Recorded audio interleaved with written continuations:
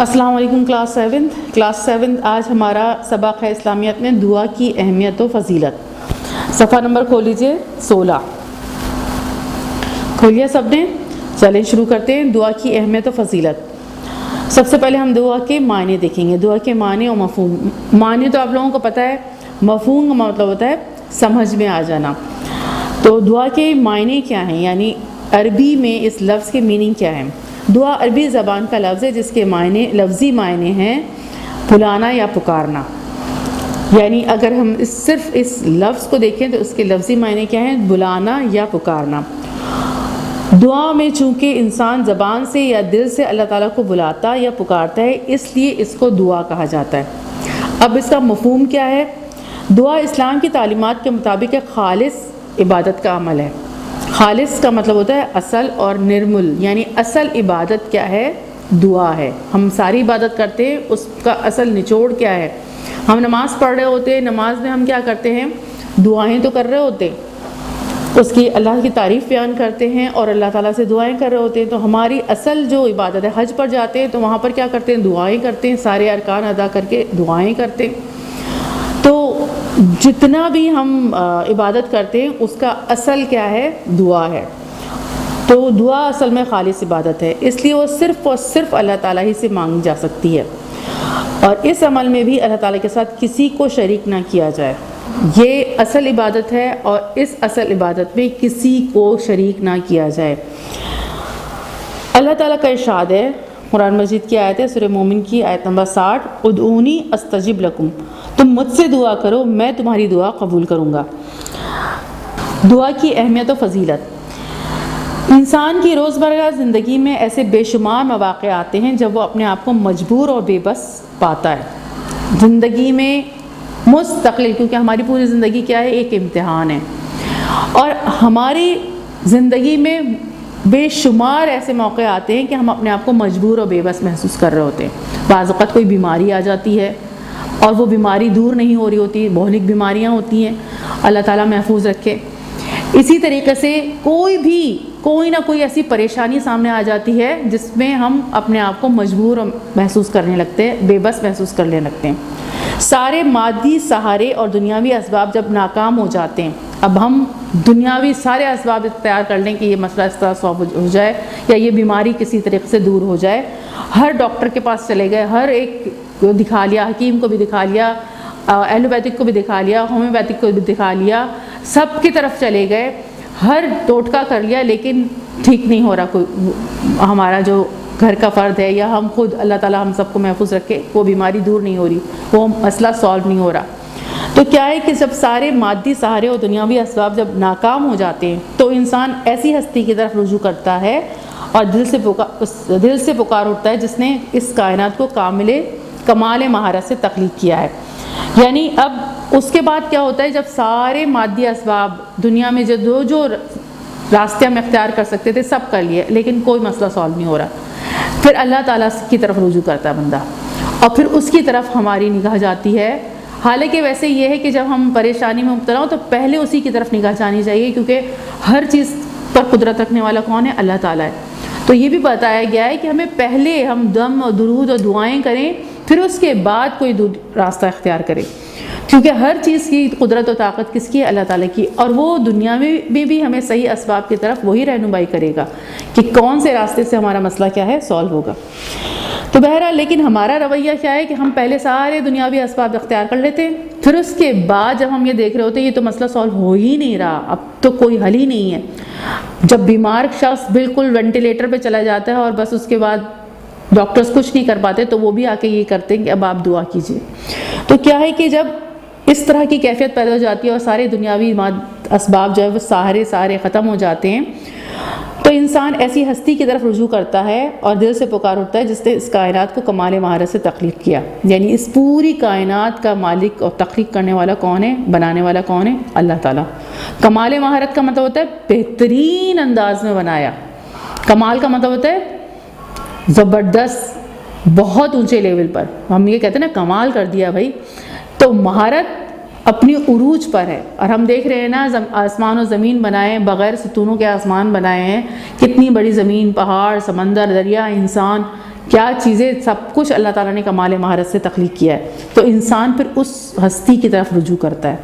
وہ ایسی ہستی ہے جو ہر چیز پر کامل قدرت رکھتی ہے، سب کچھ کر سکتی ہے، ساری طاقت و قدرت کس کے ہاتھ میں؟ اللہ تعالیٰ کے ہاتھ میں، اور وہ اللہ تعالیٰ کی ہستی ہے۔ انسان اس پر کامل ایمان رکھ کر چاہے دل سے اس کو پکارے یا زبان سے اس کو پکارے، وہ اس کو سنتا ہے اور اس کی حاجت پوری کرتا ہے۔ وہ سمیع و بصیر ہے۔ سمیع و بصیر یعنی سننے والا اور جاننے والا ہے، سننے والا اور دیکھنے والا۔ سمیع کا مطلب ہوتا ہے سننے والا، اور بصیر کا مطلب ہوتا ہے دیکھنے والا، یعنی وہ دیکھ رہا ہے، دیکھ بھی سکتا ہے، ہماری حالت کو بھی دیکھتا ہے، ہمارے اندر کی حالت کو بھی دیکھ سکتا ہے، ہماری دل کی آواز کو بھی سن سکتا ہے، ہماری زبان کی آواز کو بھی کیا ہے؟ سن سکتا ہے۔ تو وہ سمیع و بصیر ہے، مکمل سمیع و بصیر ہے، وہ ہر چیز ہماری جانتا ہے، اس کے آگے کوئی مشکل نہیں ہے، یعنی سارے کام اس کے لیے کیا ہے؟ آسان ہے، کوئی چیز اللہ تعالیٰ کے لیے مشکل نہیں ہے۔ اب وہ بندہ کیا کرتا ہے؟ اس کی طرف رجوع کرتا ہے، یعنی سارے سہارے جب ختم ہو جاتے ہیں تو دعا سب سے بڑی اہم سہارا ہے۔ یہ ہے دعا کی اہمیت، اور اللہ تعالیٰ کا ارشاد ہے وَإِذَا سَأَلَكَ عِبَادِي عَنِّي فَإِنِّي قَرِيبٌ أُجِيبُ دَعْوَةَ الدَّاعِ إِذَا دَعَانِ فَلْيَسْتَجِيبُوا لِي وَلْيُؤْمِنُوا بِي لَعَلَّهُمْ يَرْشُدُونَ۔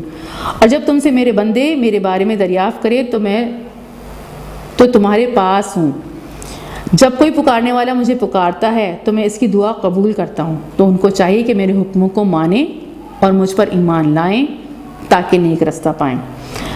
اب اللہ تعالیٰ کو جب بھی کوئی بندہ پکارتا ہے تو اللہ تعالیٰ لازماً اس کی پکار کو کیا ہے؟ سنتے ہیں، لیکن اللہ تعالیٰ نے ایک شرط رکھی ہے یہاں پر کہ ان کو چاہیے کہ میرے حکموں کو مانیں، یعنی اللہ کی تعالیٰ دعاؤں کو قبول کریں گے جب ہم اللہ کے کہنے پر عمل کریں گے اور مجھ پر ایمان لائیں، یعنی اللہ تعالیٰ کو ایک مانیں ذات و صفات میں، اور بھروسہ رکھیں کہ اللہ تعالیٰ ہماری دعائیں قبول کرے گا اور ہمیں جو ہے وہ ہماری دعائیں قبول کرے گا، اور وہ ہمارا سب سے بڑا کیا ہے؟ سہارا ہے، تاکہ نیک رستہ پائیں۔ ظاہر ہے سیدھے راستے کی طرف بھی رہنمائی کون کر سکتا ہے؟ اللہ تعالیٰ۔ دعا کی اہمیت کے بارے میں رسول پاک صلی اللہ علیہ وسلم کا ارشاد ہے الدعاء مخ العبادہ، دعا عبادت کا نچوڑ ہے۔ نچوڑ کا مطلب کیا ہوتا ہے؟ یعنی جتنی بھی ہماری عبادتیں اس میں سب سے اہم جو عنصر ہے وہ دعا ہے، یعنی جیسے ہم پھلوں کا رس نکال لیتے ہیں، یا اب ہم دیکھتے ہیں کہ لیمو ہے، لیمو کا ہم کیا نکال لیتے ہیں؟ نچوڑ، رس نکال لیتے ہیں۔ تو اصل چیز جب ہم کسی چیز میں سے نکال لیتے ہیں وہ کیا کہلاتا ہے؟ وہ نچوڑ کہلاتا ہے۔ تو ہماری تمام عبادت کا نچوڑ کیا ہے؟ دعا ہے، یعنی ہم نماز پڑھ رہے ہیں تو سب سے اہم چیز کیا ہے؟ اس میں دعا ہے، اور پوری نمازی ہماری کیا ہے؟ ہم اللہ تعالیٰ کی تعریفیں بیان کر رہے ہوتے ہیں سب، اور اللہ تعالیٰ کی حمد و ثنا کرتے اور اس کے بعد دعا کرتے۔ اسی طرح حج میں کیا کرتے ہیں ہم حج میں وہ ارکان پورے کرتے، دعا کرتے، قرآن پڑھتے ہیں، اس کے بعد کیا کرتے؟ دعا کرتے۔ تو ساری عبادت کا اصل کیا ہے؟ اصل عبادت کیا ہے؟ اصل نچوڑ کیا ہے؟ دعا ہے۔ انبیاء کرام نے بھی دعائیں کی ہیں، انبیاء کرام بھی ہر حالت میں اللہ تعالیٰ کو پکارتے تھے، جب بھی کوئی مشکل آتی تھی وہ صرف اور صرف اللہ تعالیٰ کو پکارتے تھے۔ تو اور اس میں ہم قرآن مجید جب پڑھ رہے ہوتے ہیں تو ہم دیکھتے ہیں کہ کتنے انبیاء نے جو ہے وہ اللہ تعالیٰ سے، سبھی نے اللہ تعالیٰ سے دعا مانگی ہے، اور ہمیں بھی یہی ہدایت کی ہے انہوں نے، دیگر انسانوں کو بھی یہی ہدایت فرمائی ہے کہ جب بھی کوئی مسلمان مشکل میں ہو تو اسے کس سے دعا مانگنی چاہیے؟ اللہ تعالیٰ سے دعا مانگنی چاہیے۔ تو قرآن مجید میں بہت سی انبیاء کی دعائیں ہیں، جیسے ربی، حضرت موسیٰ علیہ السلام کی دعا ربی انی لما انزلت الی من خیر فقیر۔ اسی طریقے سے حضرت سلیمان علیہ السلام کی دعا ہے ربی اوزعنی ان اشکر نعمتک التی انعمت علی وعلی والدی وان اعمل صالحا ترضاه۔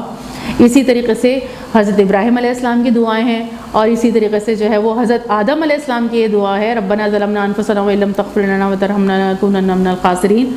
سارے انبیاء نے، حضور پاک صلی اللہ علیہ وآلہ وسلم نے بھی جنگ بدر میں جب پہلا معرکہ ہوا رہا تھا اور میدان تیار ہو گیا تھا تو گڑ گڑا کے اللہ تعالیٰ سے دعا کی کہ اللہ تعالیٰ ہماری مدد فرما، اور یہ مٹھی بھر مسلمان اگر ختم ہو گئے تو پھر آپ کا نام لینے والا کوئی نہیں ہوگا۔ تو اللہ تعالیٰ نے پھر دعا قبول کی اور لگاتار فرشتوں سے جو ہے وہ مدد دی، فرشتوں سے مدد ہوئی جنگ بدر میں، اللہ تعالیٰ نے فرشتے بھیجے۔ تو کیا ہے کہ تمام انبیاء نے بھی اللہ تعالیٰ ہی کو پکارا ہے اپنی ہر مشکل کے وقت، اور ہمیں بھی یہ ہدایت کی ہے کہ ہم اللہ تعالیٰ کو پکاریں. جب بھی کوئی مسلمان مکمل ایمان اور یقین کے ساتھ اللہ تعالیٰ سے دعا کرتا ہے تو وہ دعا قبول ہوتی ہے، وہ لازماً دعا کیا ہوتی ہے؟ قبول ہوتی ہے. حدیث مبارک کا مفہوم ہے کہ دعا کی قبولیت کی 3 صورتیں ہوتی ہیں، یعنی 3 طرح سے جو ہے وہ ہماری دعا قبول ہوتی ہے. سب سے پہلی کیا ہے؟ دنیا میں ہی قبول ہو جائے گی، یعنی ہمیں ظاہر ہو جائے گا، نظر آ جائے گا کہ ہم نے جو دعا کی تھی وہ قبول ہو گئی اور اس کے نتائج ہمیں دنیا میں مل جائیں گے. نمبر 2، یا آخرت میں اس کا بدلہ مل جائے گا.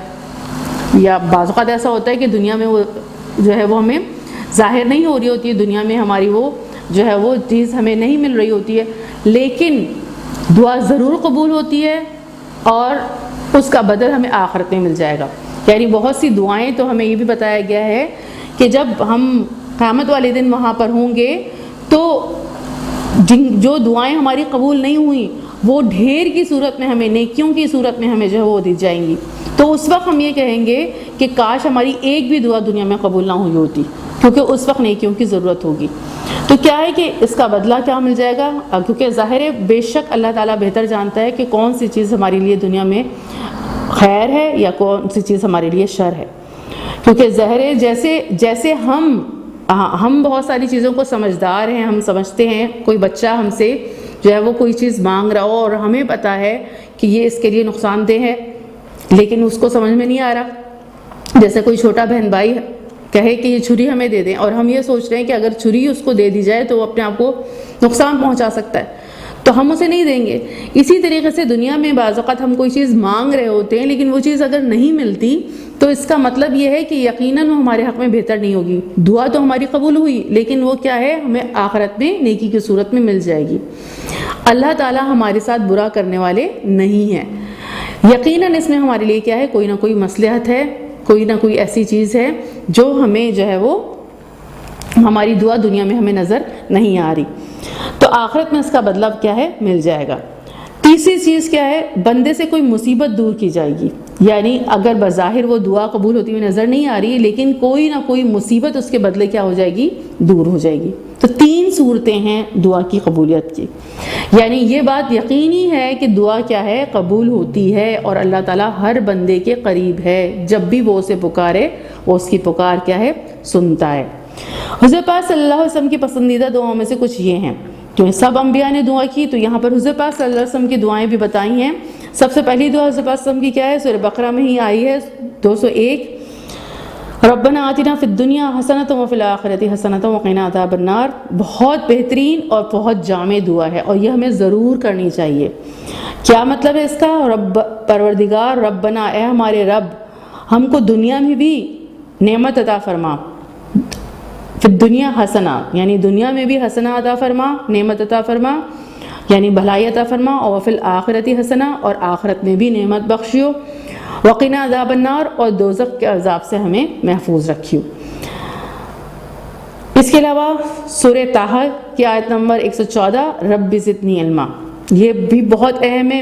اے پروردگار مجھے اور زیادہ علم دے، یعنی میرے علم میں اضافہ فرما، کیونکہ جب علم زیادہ ہوتا ہے تو سمجھداری آ جاتی ہے.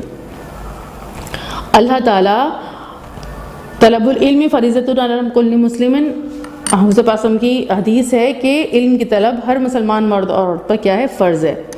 علم حاصل ہو جائے تو بہت کچھ حاصل ہو جاتا ہے، یعنی بہت زیادہ انسان کو جو ہے وہ اطمینان اور سکون بھی نصیب ہوتا ہے.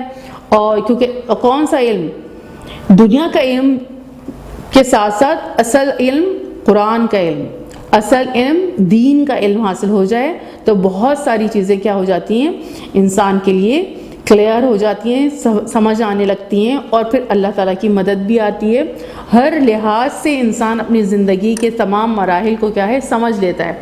ساری مشکلات کو، ساری زندگی اس کو اپنی سمجھ میں آ جاتی ہے اور اصل زندگی کا مقصد سمجھ میں آ جاتا ہے، ہمیں کیوں پیدا کیا گیا ہے وہ سمجھ میں آ جاتا ہے. تو اس لیے علم کی طلب بہت ضروری ہے. اور حضور پاک صلی اللہ علیہ وسلم سے زیادہ علم والا کون ہوگا؟ تو حضور پاک صلی اللہ علیہ وسلم خود اپنے لیے کیا دعا کرتے تھے؟ رب زدنی علما، اے پروردگار مجھے اور زیادہ علم دے.